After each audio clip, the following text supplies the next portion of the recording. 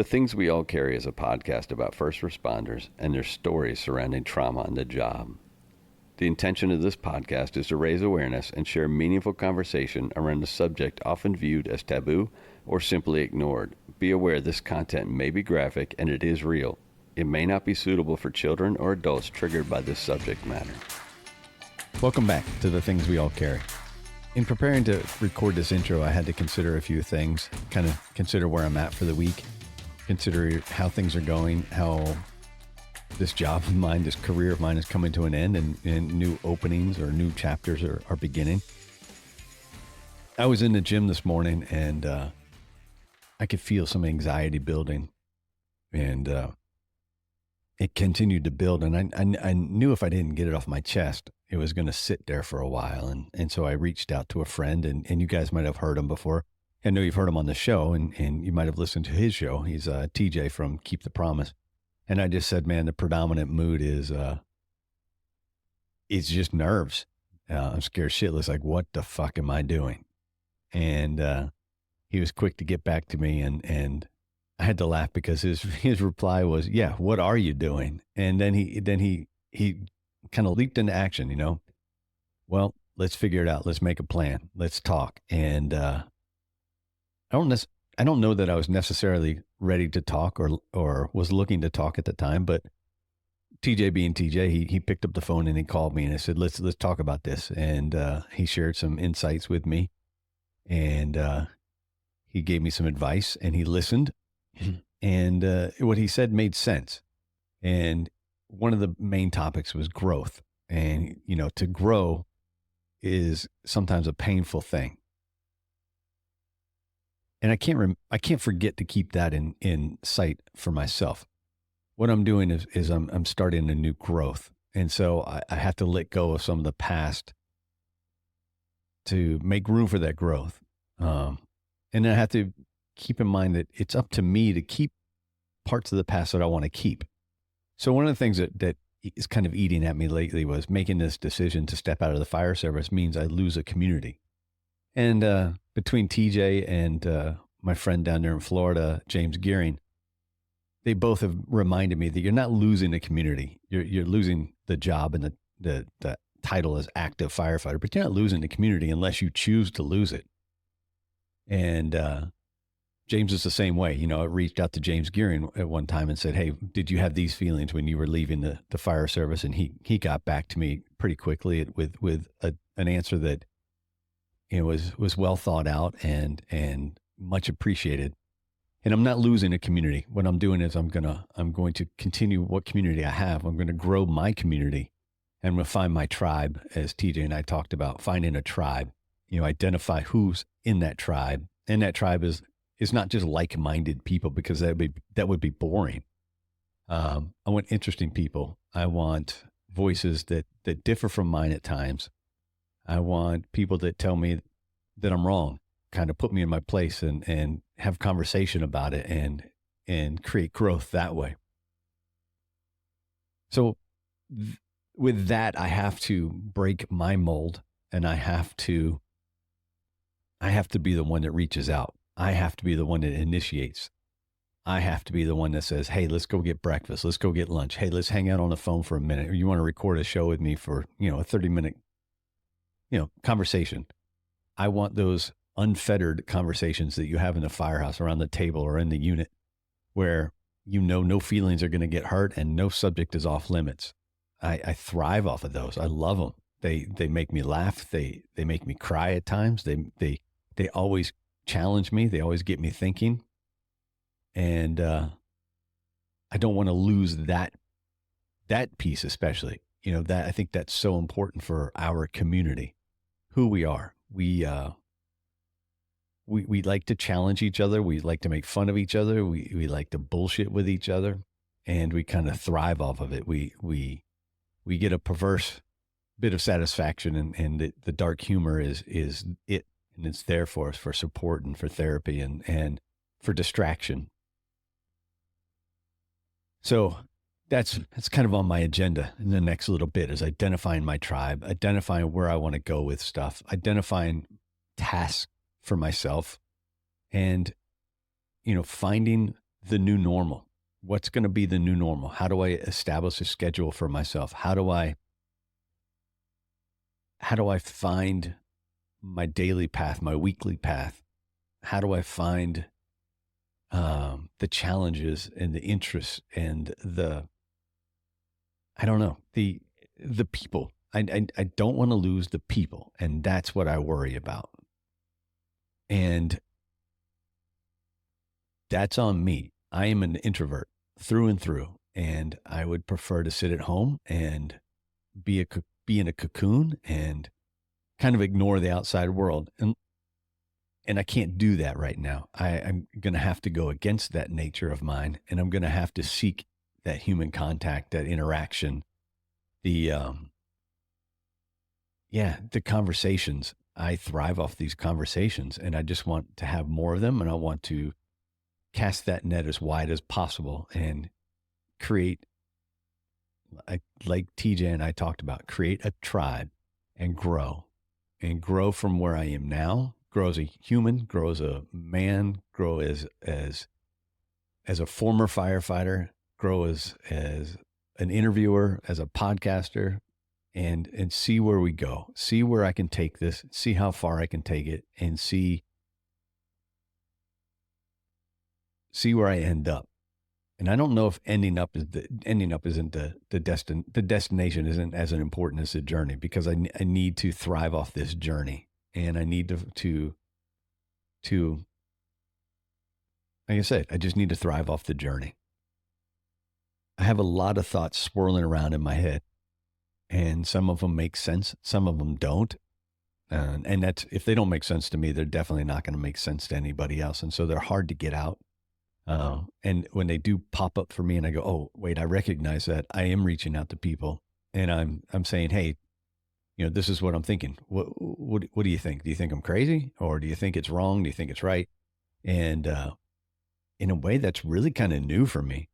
And so it just adds to it for me, stepping out on my own, and then recognizing that I need help, and asking for help isn't something I'm used to doing, something I'm comfortable doing.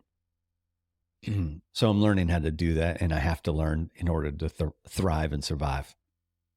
Today's guest is a different one for me. I enjoyed this conversation for many reasons. When my mom was on hospice and she was dying, I had questions, and I was pointed in the direction of Julie. Julie goes by the name of Hospice Nurse Julie on Instagram and TikTok, and she's got a massive following. I mean, massive. People look to her for all kinds of suggestions, advice, and how to face the prospect of a loved one dying, or maybe how to face the prospect of themselves dying. This is what she does. Hospice work is what she does, and she has decided to share the ins and outs with her audience and her followers on Instagram, TikTok, YouTube. You can find her, and you can find all these tidbits are just so valuable. One day, right before my mom died, my mom's breathing took a turn, and I recognized it for what it was. I just didn't, I don't know. It's very different when it's your loved one and they take a turn, and I knew what it was. But I don't know if I didn't want to believe it, or if maybe I wanted to, in a weird way, celebrate it, because I knew that finally her suffering was going to come to an end. But at the same time, I was watching this TikTok, and it was from Julie, and she was talking about agonal breathing and what's normal at the end of life. And I looked at this video that she posted and the words that she was saying, and I looked at my mom and I went, holy shit, that's exactly what it is. And it came at such a fortuitous time for me to go, okay, the end is soon, not just near, it is soon. And sure enough, my mom was into agonal breathing, and she was going into 2 breaths per minute at most. And I'm telling you, it's hard to believe what the human body does at the end of life, but she went into 2 breaths per minute. And sometimes it was 40, 45 seconds in between breaths. And she did this for nearly 10 hours. And I'll say it again. My mom was a fighter. She fought to the very end. even when her spirit and her mind and her emotion was gone, her body was refusing to give up. And I knew that I had to talk to Julie, and I had to touch base with her and kind of thank her for what she did for me as I was going through that. It kind of normalized it for me, and it normalized some of the emotion,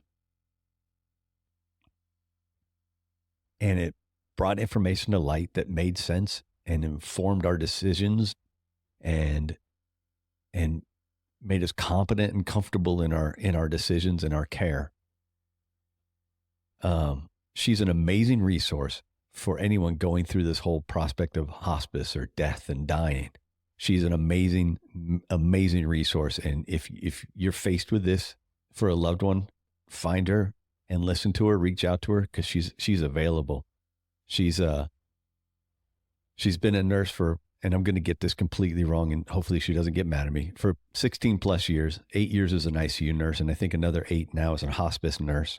And this is what she does. She has just released her first book, and it's called Nothing to Fear. And her job right now, as she sees it, outside of being just a hospice nurse, is to make sure that people know how to see a loved one through to the end, and to take the fear out of it, to take the doubt out of it, and to maybe make you comfortable in that situation, in that transition from living to death. It's never going to be easy, but at least with somebody here who's a professional, who's seen it and has seen just about everything, and is telling you, hey, this is normal, or look for this, or look for that, it makes it a lot easier. You guys can find her on Instagram or TikTok as, like I said, at Hospice Nurse Julie. She is a fantastic resource. If you're going through anything with end-of-life care and hospice, seek her out. Find her. She will answer so many questions for you. This is a different episode. Like I said, this is going away from my normal, and I think it's important. And I hope that people listen. We talk about what first responders need to know in these situations, because, family members have inevitably called 911 when something happens, even though we're really not there to help. But we have to know how to kind of help a family, even if we can't help that patient. So this is episode 104 of The Things We All Carry with Julie McFadden, also known as Hospice Nurse Julie. A quick reminder to please help us build a community which not only recognizes, but supports each other through the struggles and recovery. Reach out through Instagram at The Things We All Carry, or email my story at thethingsweallcarry.com to offer support and share your story. Please remember to leave a review on iTunes and give a shout out to any first responder you know, love, or care about. Y'all enjoyed the show. So if you're ready, let's have our conversation. Let's do it. Let's do it. Well, what is it? Morning time for you, right? All right. Well, it's afternoon here, so I'll say good afternoon and welcome back to The Things We All Carry. Today I have Julie McFadden on with me, and this one I've kind of been looking forward to because whether she knows it or not, she had a connection in my mom's death. And that sounds kind of weird to make as an intro, but I was at my mom's house and she was in hospice, and most of the people that listen to the show know about it because I've been pretty open about my mom, and I recorded a few intros about her death. But on the last day that she was alive, I was actually watching one of your TikToks, and it talked about agonal breathing and what to expect at the end of life. And as I'm watching it, I hear my mom, and I'm like, yeah, she's in it. And I know she's in it because from a first responder standpoint, I've heard agonal breathing before, but it's different when you hear it from a personal standpoint, and your mom or a loved one is doing that. And there was a video you had up, and it was my mom to a T. And I had to kind of share it with my sisters because I didn't think they understood what agonal breathing was and what it meant. Turns out that my mom decided to be a champ at it and keep it going for about 12 hours. So, and I couldn't fathom how she could keep it going. But then, following your page, listening to information, death is different for everybody. And the body is an amazing thing, and it doesn't want to quit working. So that being said, welcome to the show. Thank you for coming on. And where can people find you on social media?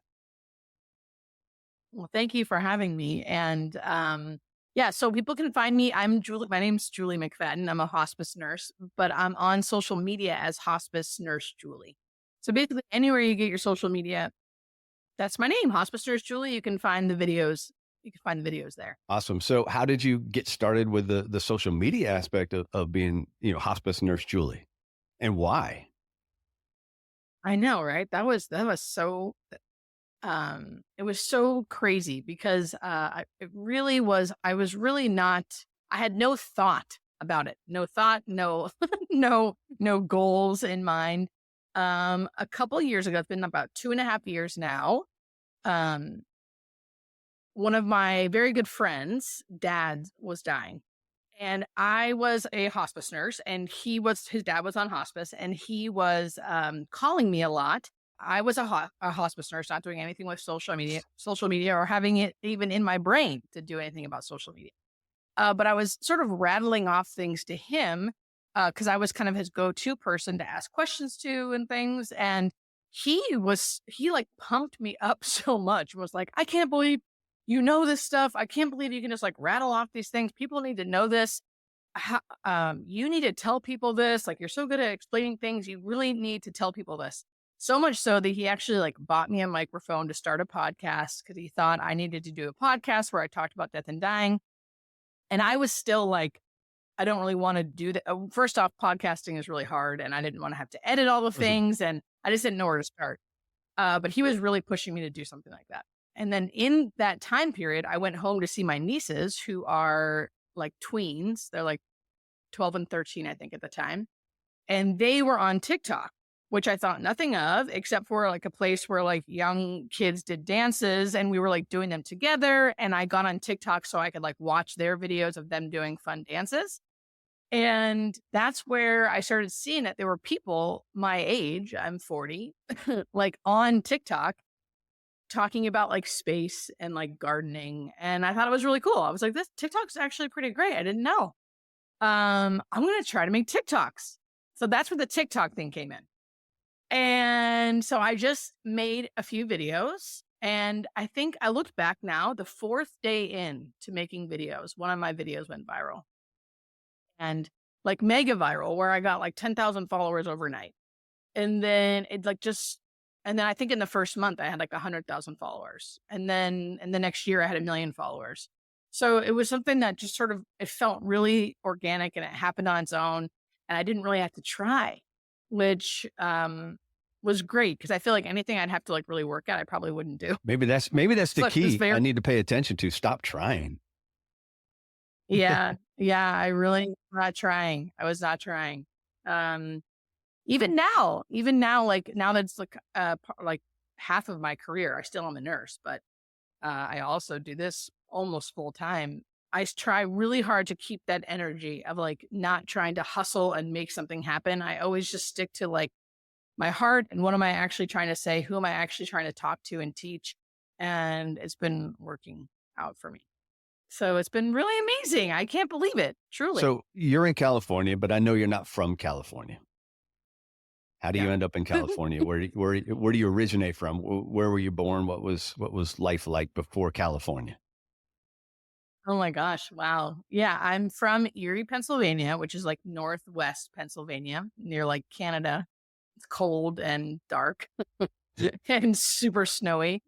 And it is East Coast, but I consider it feels more Midwest. Now that I don't live there, I can kind of see. But yeah, so I'm from Erie, Pennsylvania, and I grew up there until about I was 25 maybe. And then I took my first nursing job in Baltimore, Maryland when I was around 25. And then I lived there for a few years. And then I took a travel nurse position to California because I had visited some friends in Los Angeles, and I just always knew I would get back there. Like, I really, out of all the places I ever visited, I loved Southern California. Loved it. And my sister happened to move out there about a year before I did. So it all ended up kind of being pretty serendipitous and just working out. So I took a travel nurse position so I could travel out there. And I've been here in Los Angeles for about 12 years now. How long have you been doing hospice work? I really should figure this out, but it's around 7 or 8 years. Okay. It's like half and half. I was an ICU nurse for about 7 or 8, and then a hospice nurse for about 7 or How 8. and why do you make that transition?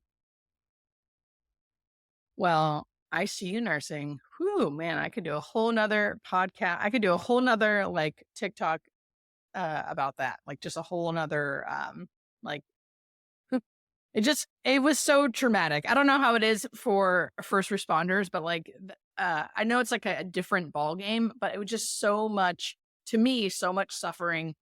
You really had to rush around, even though you only had 2 patients max. It was like they were usually so sick, and you're like trying to keep people alive, and you're supposed to like care, but like hurry up and do it. Mhm. Like so many tasks to like that. It felt very, it just was not fulfilling with my personality, even though I like the intensity of it, because that's also my personality to like do intense things. It was like so fast and so I just felt like not everyone is dying in the ICU, that's for sure. Many people live because of the ICU. It's a wonderful thing that we have. But I just felt like there were so many people dying that we knew were going to die, and we weren't honest about it, even to ourselves, or like to ourselves as healthcare workers. We would know that this person's likely going to die here, or if they don't die here, they're going to die. They're not going to get out of the hospital. And I felt like we were not telling the families that. We were not being super open about that. And it was really weighing on me. And I don't think it's because anyone was purposely trying to hurt someone or keep information away. It was like we all wanted to like live in this fantasy world of like, but maybe we will help them. And it was that made me be like, and then I started to see after a while of being a nurse, I felt comfortable that I had a voice. So I would voice in rounds, like, I think we need to have a family meeting to talk about end of life goals. And then I started seeing how like one person speaking up, it was like I was like addressing the elephant in the room. And then everyone would go, yeah, let's have a family meeting. And then we'd have the family meeting, and then the person would be taken off life support. And although that's sad, and I felt some responsibility, because like, wow, if I never spoke up, they probably wouldn't have done that. But I knew that was the right thing. I knew that was the right thing to do. At least tell them that there's options out here, that they don't have to keep doing this, and that likely they're still not going to live, even if they do keep doing it, even if they do keep doing all the different interventions. Anyway, so that got me into this whole thing of like, okay, well, if someone's going to die, there has to be a better way to do this than in an ICU bed, not prepared. So, because at the end of the day, a lot of these people that I was seeing were people that had some type of advanced cancer, and they were getting a surgery because of it. And then the surgery went wrong, or something happened, right? So even if they got out of the ICU, they were still like, had this advanced cancer that no one's talking about. Yeah, they still had a death sentence It's like waiting for them. Yeah. And it's like they had to spend the last 6 months of their life in a hospital bed sedated. Yeah. Like there has to be a better way. We have to tell people more about what's happening. As healthcare workers, we need to be a lot more honest, I think, about, we're all going to die, and there's certain diagnoses you get that like you are going to die from that, unfortunately. Right. So it's like, why can't we be a little more honest up front so this person can choose how they spend the rest of their life? And maybe it is, they still choose to do all the treatments and all the things, and that's okay. But at least know the other option and what that looks like, which would be hospice. How do you quote unquote do that honesty though? Like how is that? Do you understand what I'm trying to say? Like some people don't understand how to do that and be, I don't know, humane about it. Oh, I know. How do you do it? I think it really takes, communication and empathy. It does take not to say like a special person, but there are some people who have tact and who are good with people, and they have good communication skills. And those are the people who should be in those kind of jobs. Like, I don't know if that's a special job or we don't have it right now. There's just just to give an example, there are some oncologists who are great at doing that. There are bedside manner, you mean? Or the talk, what was that? the compassionate talk about reality? Yeah, about reality. Yeah, I think there's some doctors and people who work in healthcare and just social workers and whoever who are great at doing it, and there's some that aren't. I know when When my Like, mom was first diagnosed with cancer, it was weird because she was a very religious person, and she said something about God to her oncologist, and he basically didn't brush her off, but basically said, "Well, this is my battle, and this is what I'm doing." And she was at first she was like, "Well, I don't know how I feel about that." And in my opinion, I was like, "I want that doctor to feel that he's the one doing it, not uh, subscribing to a higher power to help do it." And now that wasn't tactful, but he was able well, it was tactful. He was able to do it and not offend or alienate her, but make her think about what he was doing at the same time. yeah. I think it's all in the delivery too. There's just some people that are good at delivering information and there's some that aren't. And unfortunately, um, yeah, I think it's unfortunate. Like there's no like doctors and nurses are not really taught how to talk about this. I Yeah. mean, think about my nursing school, like literally did not talk Yeah. about death. I didn't learn anything about it. I learned everything I know about death and dying and how the body works and like what's actually happening physiologically and biologically and metabolically through being a hospice Yeah. nurse. Like that's even as ICU nurse, the stuff that I learned the first couple of years of being a hospice nurse, my mind was blown. Like I wouldn't have believed the stuff. As an ICU nurse, I mean, of course, my background in ICU really, really helped because I understood a lot of things. So when I went into hospice, I could see how it was all kind of playing out. Um, but it's just so crazy. We're not taught this stuff. Well, And I don't think they're really taught it in medical school either. and we're not taught it in EMT or paramedic classes. I mean, if we do, they give very short, short lessons or discussions about it, and you're not really taught that empathetic approach to families experiencing loss or death. Yeah. And I think it takes someone not being afraid to be in an uncomfortable conversation. You have to practice it. You have to be the one as the healthcare professional to not be uncomfortable saying dying, dead, to talk about things that no one wants to talk about. And it can feel really, really uncomfortable, but you still should have it. And I want to make sure I say, like, I don't necessarily think people need to do it my way, right? They need to go on hospice because their disease is technically terminal. I just think they need to hear that sooner rather than later. And I know I'm not an oncologist, and I'm only saying oncology because that's like one of the main things that people die from, but there's other diseases, of course. But I know that's really, really difficult to take someone's hope away so early. Um, and I don't really want it to look at like that. I want it to feel like, listen, hope for the best. My friend Sammy, Dr. Sammy, who works in Canada, she always says, hope for the best and plan for the rest. Because like you at least need to know that there are other options out there. Like you need to know that like if you choose to, you don't have to do anything, or you can try X, Y, and Z, and then know if that doesn't work and you're kind of sick of this, you can do something else. Because I think if people knew, and you can tell I'm like on a soapbox, right? But there are some diagnoses that it is truly like you're likely going to die in a year, and that's horrific, but that's the truth. And you need to know the truth so you can decide how you want to spend that last year. Yeah.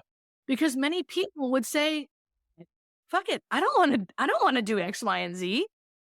I want to do all the things I thought I had a lifetime to do. It would really do people a disservice by not telling them that. Yeah, that is a conversation I actually had with my mom years ago when she was first diagnosed with it was stage 4 lung cancer at the time, and it had metastasized as well. And she was almost 80, and it was obvious that what the outcome of this disease was going to be. She could fight it, and she did choose to fight it for a while. She went into chemo, and she had radiation, and it did extend her lifespan by a couple of years. But early on, when she first got that diagnosis, it was a very real conversation of, hey, listen, if you choose not to fight, that's your choice, and we support that. It wasn't easy to say, and it wasn't an easy conversation, but she was very aware of what she could or couldn't do. But that's what is because of what you're saying. She had people willing to have that conversation with her. Yeah. And I do think, and believe me, if I got diagnosed with something like that tomorrow, I would weigh out my options. And if there was a surgery I could do and a chemo or radiation that would extend my life, I would do that. I would do that. I just think it's, like you said, it's important to know all of the pathways. Yeah. So they can choose. Yeah. And then when she got to the point where it was obvious that where the chemo wasn't going to work anymore because it had spread to the blood and it became leukemia. And it was, at that point, it was obvious there was nothing. So then that's when hospice came along for her. So hospice, what exactly is hospice? Let's start there. Yeah. So it's so hard to like talk about this without making it totally boring because it's like to me, it's like a long thing.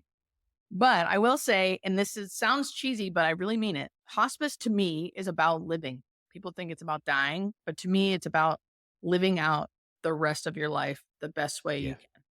So hospice is, at least in America, a federally funded program. So every hospice should technically act the same. Because our boss is Medicare. So there are some hospice companies that like follow Medicare guidelines. There's some that don't. All of them should be basically offering the same stuff. So I always say that because I always hear people be like, well, my hospice did this, and my hospice did this. And really, they should all be following the same guidelines, which is not necessarily that great, if I'm honest. Like the hospice companies that are like doing above and beyond things, they're either paying out of pocket for themselves, or they're committing Medicare fraud. Because, which again, like I'm not, whatever. I have no opinion about it, but I just want to make sure that's clear because there are some hospice companies that, it's just a highly regulated Medicare, like federally funded program. Right. That's boring stuff that I think people don't really understand, but I like to help people understand that. And in general, what it is you're in your home. Usually, sometimes people go into hospice homes, like they go somewhere where there's like 8 beds or 20 beds, and it's like a hospice home, or it's a skilled nursing facility, and then hospice comes to you. But a lot of times it's in your home. And if it's in your home, the family does most of the work, and then the hospice kind of comes in and out to help you with things. And the whole point is to have a team of people, a doctor, a nurse, a social worker, a home health aide, a chaplain, sometimes a music therapist, depending on the different hospice. There's volunteers that can help just to help manage your pain, or not even pain. I'm sorry. Not everyone on hospice has pain, but manage your symptoms and just help you kind of through the process of living and dying. And the whole point is to stay out of hospitals, stay home, and live out your best life. What's not the point of hospice? What does hospice not do for a patient? Oh, that's great. Yeah. Hospice does not, if you're on hospice, you cannot continue with treatments. So that's one thing we don't do. So let's say you come onto hospice for pancreatic cancer. So the thing you cannot do on hospice would be treat your pancreatic cancer, meaning you couldn't get chemo, you couldn't get radiation, you couldn't get a surgery. Now, if you came onto hospice with pancreatic cancer and heart disease, you still could treat your heart disease. And so you could still see your cardiologist, you could still take cardiac meds, things like that, but you couldn't be treating the pancreatic cancer because that's the reason why you're on hospice. Okay. Does that make sense? So it has to be, you can't treat that specific reason because there's one reason it brings you to hospice. Whatever that reason is hands off at that point. Okay. Yep. Yes. So you're also not allowed to be in the hospital and be on hospice. So like, if you were on hospice and then something happened, right? I don't know what, God forbid, but you like broke your leg or something. We would tell you to go to the hospital, but if you went to the hospital and got admitted for your broken leg, you would have to automatically come off hospice. Hospice, which is Medicare, and if you're not on Medicare, it'll just be your insurance. But they basically say like, here's this whole package of things we're going to give you for free through your insurance or through Medicare. It's all free. You're not going to have to pay for it, but you cannot get this over here. And this over here is like the hospital, chemo, radiation, surgeries. You have that. So you can't do both. You have to basically kind of sign over and say, hey, I'm done with the hospital. I'm done with treatment. I'm coming on to hospice. Yeah. My mom had a couple of issues with that. She knew that it was time. but she also was like, well, I should go see the doctor about this. And we're like, well, we're not really going to have anything done about it. Like she had a spot on her forehead or whatever. And she, well, you're not going to get treatment for it because we're not going to go into the hospital and get it taken care of. So there's no real reason. So she had a bit of trouble grasping that at times. I know so many people do. And I feel like it's the way you talk about it, because even if you could, because a lot of people will have like all of a sudden a new pain will start and they'll want to know why, right? Why is pain starting? What's happening? And on hospice, it's like, we can't really tell you. And guess what? Even if you did leave, because I always say to people, listen, we're not chaining you to your house. Like if you want to come off hospice, just come off and go to the hospital and go figure it out. And you can always come back on. That's an option. People can do that. It's kind of a pain in the butt for everybody and for them too, because it's like a lot of work to try to get back onto hospice, but you can do that. But the whole point is why? Because you go there, they tell you why you're having this new pain. Maybe they can figure it out. Maybe they can't. And then the treatment's still going to be the same, which is likely just managing the pain through pain medication. So it's like, why put yourself through all of that to maybe get an answer that you're not going to do anything about anyway? What? But it's hard. It's very hard. Easy for me to. Because she did experience new pain and she did experience this and that. And it kind of like, it said emoji. I don't know, and you kind of have to be okay with saying that quite often. I know. Yeah. And just certain personalities, again, like whenever, my mom's still alive, but if something were to happen to her, or she gets something and she ends up dying from it, I know, just because people will die how they lived and their personality comes out in that, in a good and bad way, right? Like my mom is so independent. She's fiercely independent. She's fierce. She always wants to be moving and doing things and being in control. So if that gets taken away from her, which it likely will sometime, she's going to have a hard time with that. That's going to be hard. Like when I thought about your mom, like agonal breathing for 12 hours, I thought like, oh man, that lady, like what a hard ass. Yeah. Like that's, I mean, I don't know your mom, right? But I bet she was fierce. Oh, she was fierce. She was definitely fierce. Yeah, because that personality comes out in death too. Yeah. And that plays a big role in hospice care. You have to be able to like meet people where they're at, know their personality, and personality plays a lot into how someone Now, dies. I know personally, I've had two different experiences with hospice. My dad one degraded very quickly. He had Parkinson's disease. He had some surgery and he went into basically sepsis. And over the week, like within a span of 4 or 5 days, he's in hospice and that care, he died in hospice within that span of 4 or 5 days. So it was a very quick thing. Wow. And he went to a facility to get that. So I had that quote unquote taste of it. And then my mom did it at home with my sister and I had that taste of it. My mom went into hospice in January and didn't die till Halloween night. So that's what I mean by fierce and a fighter. She had she had identified what she wanted to live for and she kept doing it. Were those a good last? Because that makes me really happy, actually, that she got to really like utilize hospice for a while. Because I think a lot of people are too late, where they only are on for a few days or a couple weeks. Did she have a good experience with? I mean, as good as it with can hospice be, in general. Like, were they good at managing her Oh, pain? yeah. Were they like? Yeah. Yeah, she really did, and yeah, like I said before, she was religious. She was a very spiritual woman. And she made connections with the people that were coming in to work with her. And she had a variety of nurses come in, as you probably experienced in California as well. She had one chaplain, and she had one reflexologist. She had one of this. And so she did make those connections. As a matter of fact, she asked that chaplain to speak at her celebration of life, which, in that short amount of time that they knew each other, that was pretty special for her. But yeah, I think and the reason I say it is I experienced 2 different deaths with my parents, where I think my dad's was so sudden and it wasn't a peaceful death, but my mom's was coming for a while and it was more of a peaceful death. And not to get too morbid, but I could see that on their faces after they passed away. I could see the difference. Wow. So now that I brought it down even more, let's talk about something else. No, I'm just kidding. I'm trying to think of what first responders need to know, firefighters, medics, especially, because we are coming in there. We've got that God complex where we're gonna save the day, right? But you go in a hospice Yeah. situation, if something happens, you're not there to save anything. Yeah. So is there anything that first responders or firefighters, medics need to know when dealing with a hospice situation or a hospice patient or the family of a patient? I know. It's so hard because this is what I always think. Because I've been in the house when people have called paramedics, and I'm there as a hospice nurse. Time you know, out, and time out.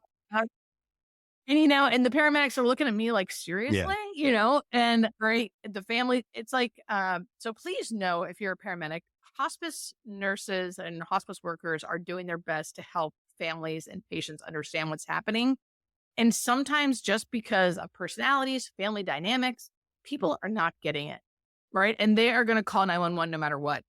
And it's unfortunate, I think, not because just because they're not fully grasping that, it doesn't matter what you do, this is going to happen.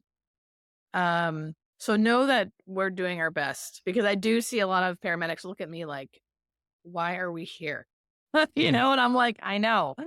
And I think just what you said, and I'm sure you guys already do this, look for DNRs, or pulse. Sorry, we have pulse. What do you guys have over there? Yeah, Same no, thing, or no? DNR. It's like a, But okay. what's pulse? A pulse, basically a pulse is physician's order, something. It's like a pink sheet that you put, like you said, you fridge, and it just says if they're DNR, full code, if they want to intubate or Right. they don't, and they want to.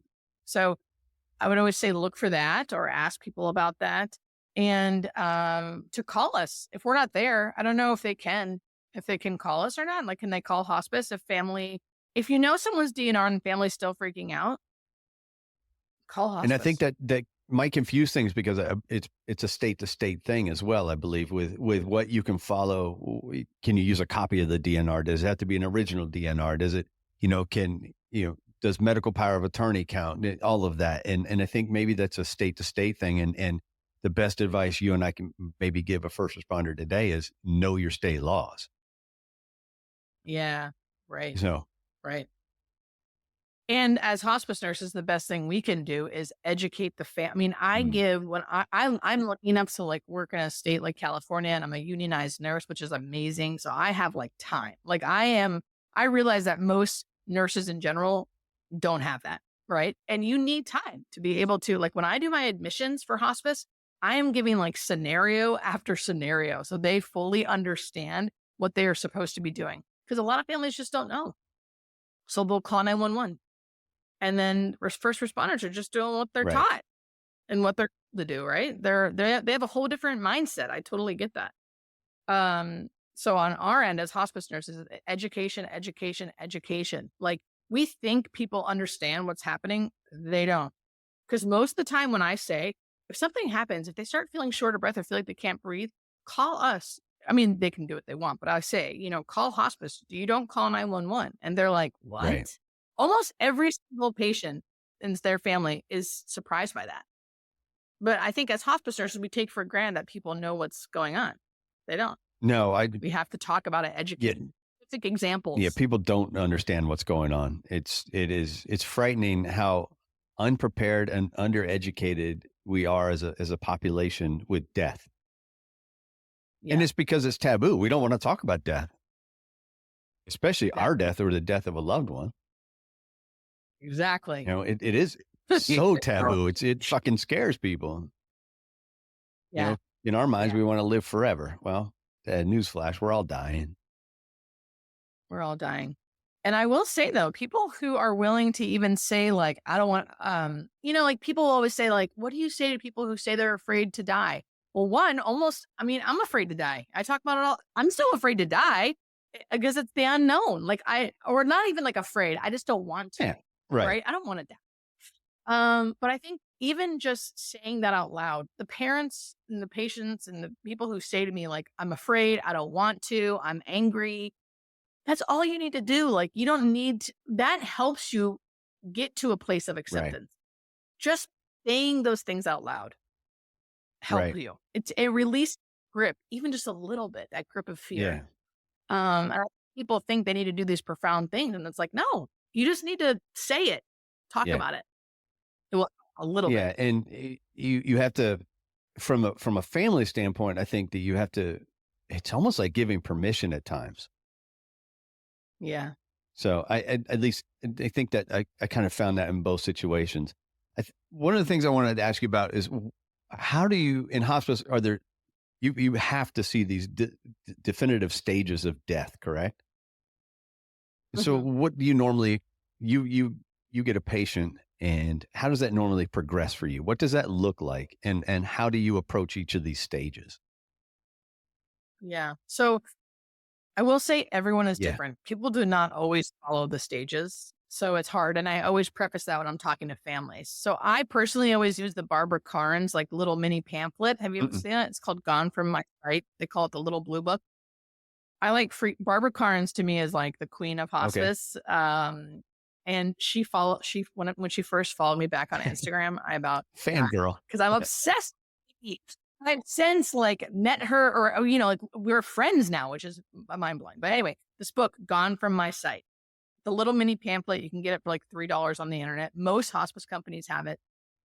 I go through that with the family because, once it's harder, like the further you're away from death, which of course, like no one really knows, but in general, the further you're away from death, the grayer it is, meaning like you don't see, it's just a gray area of like when this is going to happen, right? Because you're further away from death. So if someone says like, we don't really know when, they probably really don't know when because you're not showing enough signs to make us think it's sometime soon.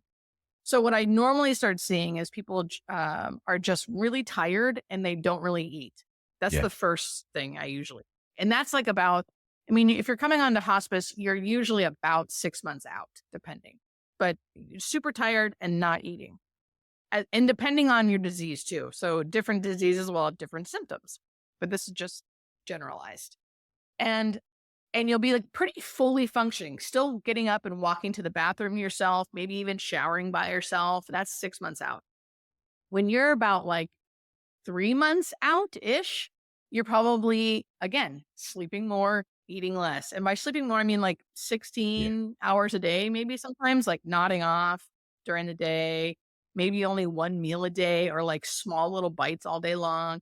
Now you might need help getting to the bathroom or using a bedside commode instead of like a regular toilet. You need someone to help you shower. So you'll start seeing things like that. It's always like a functional decline, a mental decline, maybe some confusion or like disorientation when you first wake up, right? Um, and then decrease in food and water and sleeping. So those are the main things you see with everybody, Yeah. almost. And then that just keeps happening, right? So the confusing part can be like the actively dying phase is like the easiest one to see, and that's like the last phase of life. People are usually in it for a few Okay. days when they're fully unconscious, changes in breathing, changes in skin color, not eating and drinking. It's called actively dying. The time before that, we call it transitioning, which is like really hard because everyone would label transitioning as something different. And that's like it's before actively dying, but you're definitely seeing a big change in your loved one if you're the person. And it's usually like now they're only taking spoonfuls of food a day. They're sleeping 20 hours a day. They're having more confusion. Now they may be incontinent. You have to change them. They have to Yeah. wear briefs. Like that's they're more asleep than they are awake. That's like that transitional phase.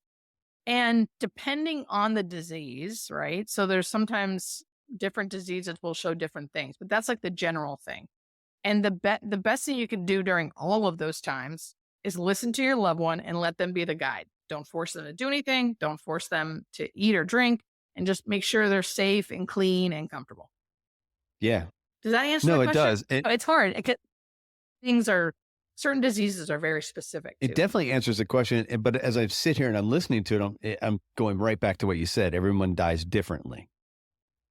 And I can only speak from my own experience. And my mom stayed in that transitional stage for a long time. And it was, Yeah. she had some changes, but she was eating, and that actual act of dying was, it's probably about a week, I think.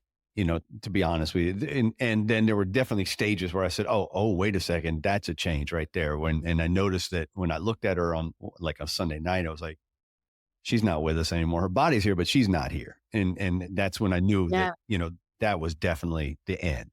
But listening to that, it's not a linear thing though, right? I mean, because I know what I experienced was you'd have this drop and you're like, uh-oh, it looks like it's the end, but then it would come back, but it never came back to that same level. And then you plateau for a little bit, and then you would drop back down. You get a little worried again, and you'd call the family, and then she'd come back, but it was again not to that level, the previous level. So it's almost a staircase down.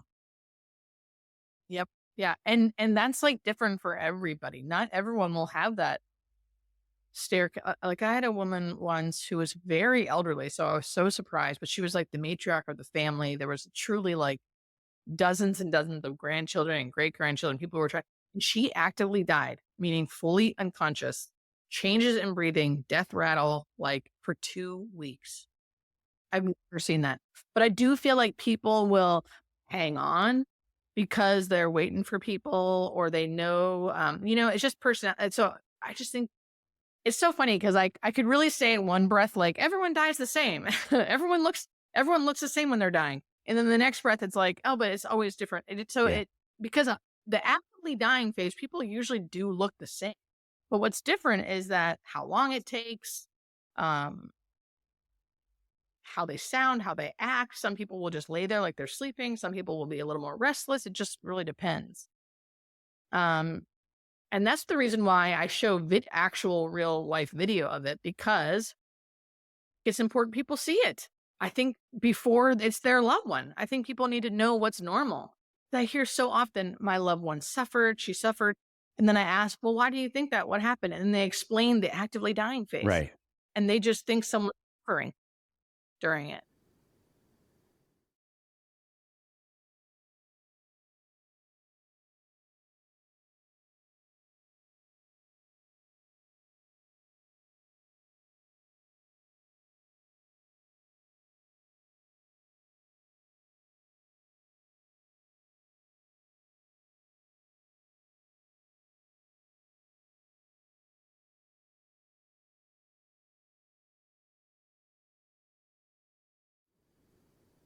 It's death is it's such a weird journey.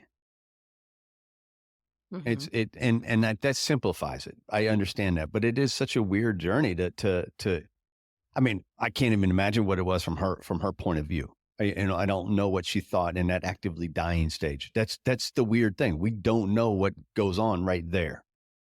I know she talked about her mom and seeing her mom and having these visions, but we don't know what was actually going on in her brain. And I know that some people are going to say, well, she was seeing visions of meeting family in the afterworld or whatever. And I hesitate to say that. I stay away from that myself, but I don't know that. And so it's a strange trip to take. And it's like, well, this is going to sound morbid. Well, I don't want to die. I'm kind of interested to see what it is in a weird way. I know.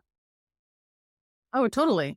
I also think, so just so if anyone's listening, I guess obviously I don't really know what's going on in people's heads, but what I can say is people who are like suffering, or I don't mean to put quotes, literally people who are suffering or having a hard time during that actively dying phase, they will show you.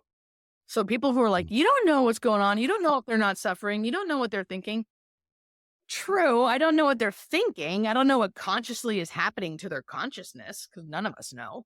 But I can tell you, just from doing this for a very long time, or long enough to see the difference, right? People who are uncomfortable and are restless and agitated or in pain or not, they will physically show you with their body. Yes. They will show you.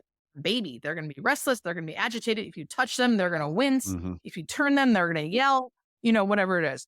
And people who are not doing that are likely feeling either nothing or okay. Whatever, okay in the sense of pain wise or agitation wise. Now, as far as like the consciousness stuff, I know what you mean. We don't know what's going on. It's a weird concept. And I mean, we can talk about death and what happens after death, but it's all speculation, and Yeah. it's all speculation. We would just be making stuff up, and most likely it's a confirmation bias anyway if we talk about it. Uh, It's a belief. what's that? We'll see me all in my comments. It's just a belief. People in my comments all the time say, I know what's happening. I'm like, and good for you. Right. Like, I'm not mad about that. Like, I'm glad you have a belief, but that's all it is a Yeah. belief. It's not fact. No, and the only way to find No, out it's is to no. die, and then that's kind of too late to come back and tell anybody what it was like, right? Guess what? We're all going to figure it out because we're all going to die. So I think there's a song lyric, and I believe it's by Jason Isbell, and it says nobody dies with dignity. But that's kind of your goal, right? Is to provide dignity for these people.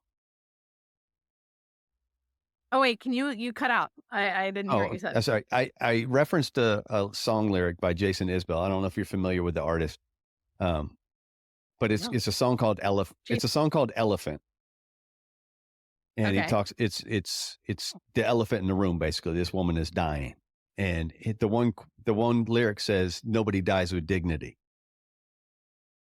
And I think that Hmm. I would say hospice is there to try and provide the dignity in death. Yeah, I wonder what he meant by that. I disagree. Well, that's why I bring it up, and obviously it's just a song lyric, but it kind of leaves you thinking and wondering. Well, I can see where some of that is, because death can be a very grotesque and painful experience as well, and especially if you're doing it alone or unsupported or I don't in a variety of situations. And that's where I say, okay, well, your job as a hospice nurse, and if you do your job well as a hospice nurse, is to provide that dignity for that death. Yeah. And I think that comes with education in the beginning. A lot of that, the start of that is education. Yeah. In the beginning. And I think a lot of that is, Sorry, I was go ahead. like Googling this as we speak. What's that? Oh, no, go okay. ahead. I said I'm speak. I think a lot of that is teaching that to first responders as well, is teaching some dignity in these situations where it's not just hospice, but we're at what we call a stoppage in my department. It's called a stoppage of breathing. Obviously the person is dead, and we're going there to provide CPR if they don't have a DNR. And so in that situation, our job is to provide as much dignity as possible while trying to either save their life or allow loved ones to grieve after we tell them that there's nothing that we can do. And that goes back to that empathy. And it goes back to that, how do you tell somebody? How do you talk to somebody about dying? And I think that it's something that needs to be approached more often and in much more depth for first responders. And I wonder how we can do that, and how we can provide that kind of training other than there's your first dead person, go tell the family that they've died.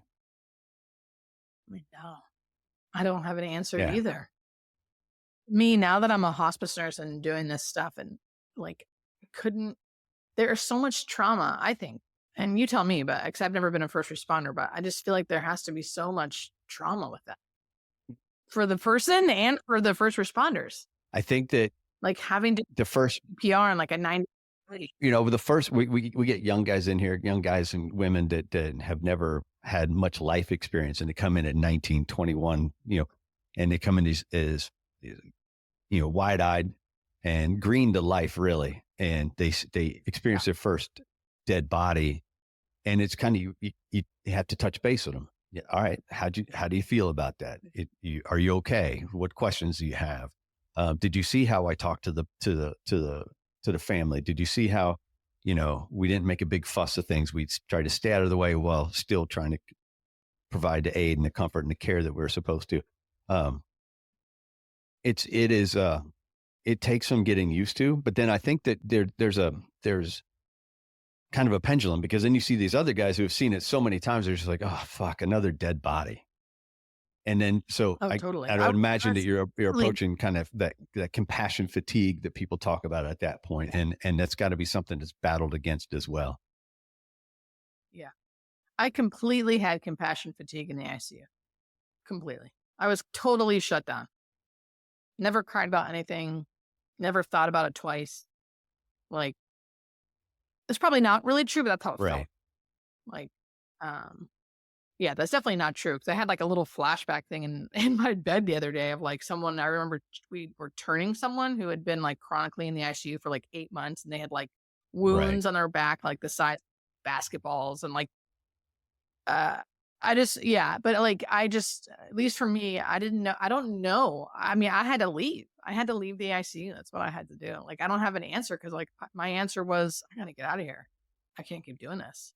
Well, how do you, Um, between the ICU and and hospice nursing, how are you taking care of yourself? What do you do to to to not get to that spot in hospice care? What are you doing for yourself? Yeah. Well, hospice, I don't know if I would because I really, really like it and I really, really believe in it. And I feel like you don't have to totally hurry up in care. Um, the main thing is I cannot do full-time nursing. So I can do full-time nursing as a independent employee, which I can get to in a second, but I can never be a full-time employee for an organization or a company because they will suck you dry and burn you Right. out. But that's my I can get a whole nother soapbox about how the medical profession, all the institutions that are for profit, no matter what they say, will suck you dry. Like the reason why we're all burnt out is because of that, I think. So that's why I love working for a unionized company. I live in California, not only California, but whatever states have unions for nurses. I think that's where you should nurse. And I will work full time as a nurse, but not for a hospital. So what I usually do is either agency nursing, where I can work still 40 hours a week, but I'm not a full time employee Okay. because of a hospital. Because then you can kind of come and go as you please. You don't have to like follow all of their rules, which is like you have to work this weekend, or you have to work on call, or you have to Yeah. work X, Y, and Z. You don't do that. So what I have done is I work per diem for a large organization that will always need me. So if I wanted to work 7 days a week, I could, but I don't have to. So I'll work, 5 days and then I'll be off for 5 days, or I'll work for 4 days and then work 2 days the next week and then work 6 days the next week, just depending on what I want to do. And that's how I made it work for me. That's the only way I could do nursing now, any kind of nursing. But I would probably only stick with hospice because I actually love it. But I can love hospice because I have a really good work-life balance. I also have worked really hard on having really, really good Mm. boundaries. So like I yeah, I just put myself, it's I'm embarrassed for me to even say it. I'm still a little awkward about it, but I think it's real and I think everyone should do this, but I put myself first. Like I don't give families my personal cell or my work cell. They have to call the office and ask for me if they want to talk to me. And if I'm working, great. If I'm not, I have to trust that there are other nurses that can help them. Right? This idea of like only I can do it, or I think there's a lot of martyrism Yeah. in nursing, like not only because you're kind of taught to be that way, right? So I'm trying to teach other people to not be that way. And that's how I have been able to survive 15 years in this career because I say no to my employer. So if I can't do something, I say no. I never work overtime. If I don't want to. If I want to, I will. I don't give my personal cell out to anybody. Anyone I work with anyway. Any families. Yeah, so I've just really, really worked on that. And that's the only way I've been able to keep all of my empathy and compassion, and it makes me a better nurse, even though it feels like maybe it wouldn't, but I think it really Well, and I does. imagine that all that stuff you just mentioned, the lack of offering up a personal cell phone, the boundaries, all of that is something that's in one way or another you cover with families when you start with them. Yeah, And so right. they're well aware Yes, of it. They're yes. not going to ask for your number because you've already said, "Hey, this is how I do it." That doesn't mean you get less of my attention or less of my care or less of whatever. It's just the way that it works for me. Yeah. And so that's how we have to do it. Yes, you have to be able to say no to people. So there are family, yeah, I've just found that like it will work. If you set up very, very clear expectations and very, very clear boundaries and you don't cross them, it will work. And people who don't want that, um, they can, like if an employer doesn't want that, then I don't have to work there. but that's never happened, right? It helps to have a nursing union. And that's what I mean by nurse. Like, and families always, I haven't run into any families that have not wanted to work with me because of that. Well, no, because you're providing the care that they need no matter what. Yeah.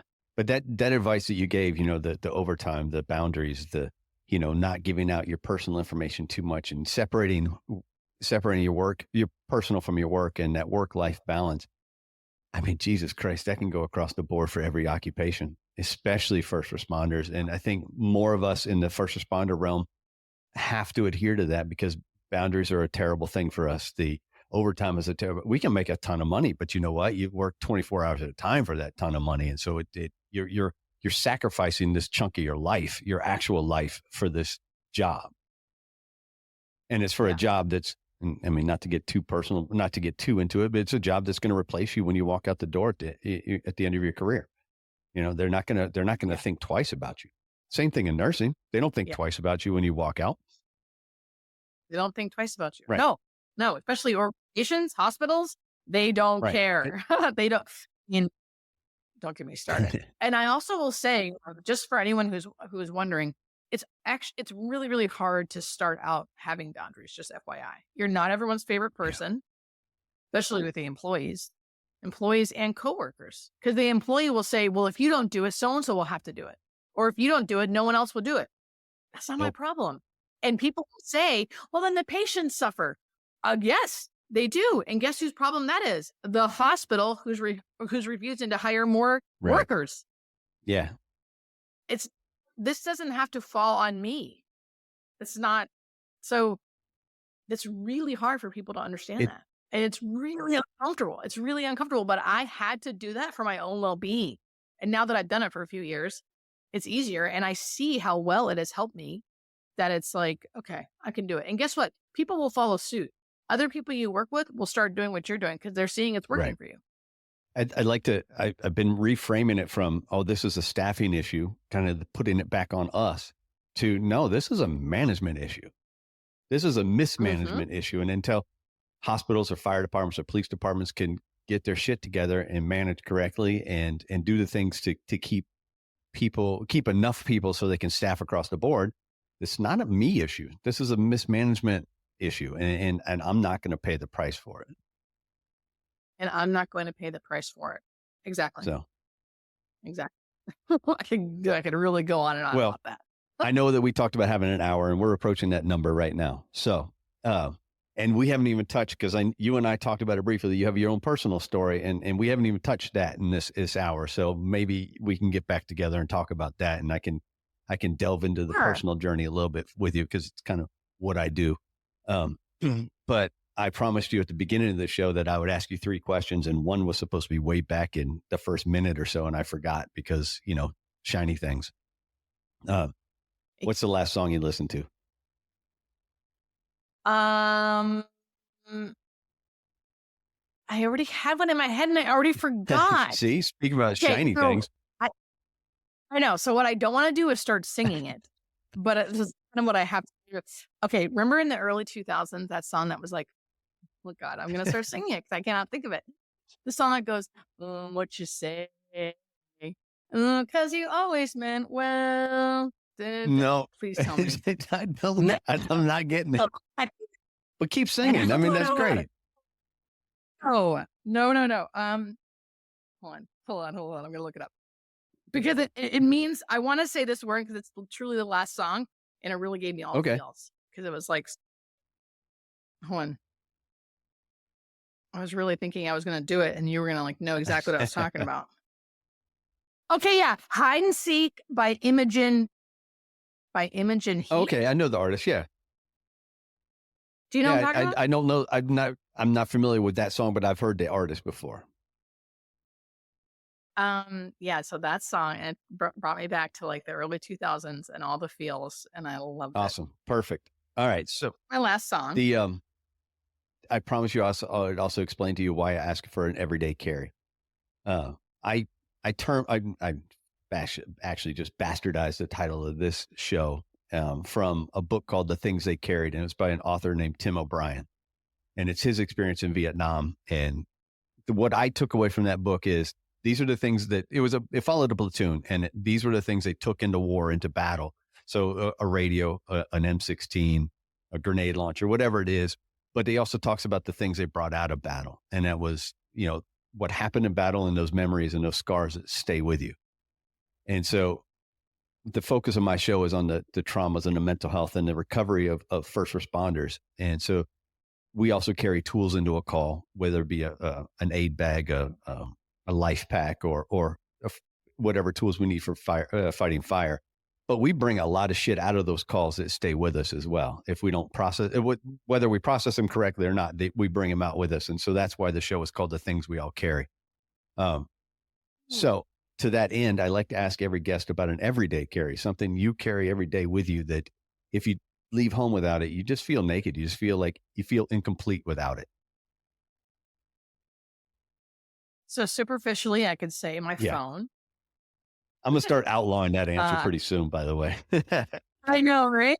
Like, that would make me feel naked if I didn't have it, because I really use it for like everything, including getting around the city. But I think, like on an emotional, like deeper level, the things I bring with me,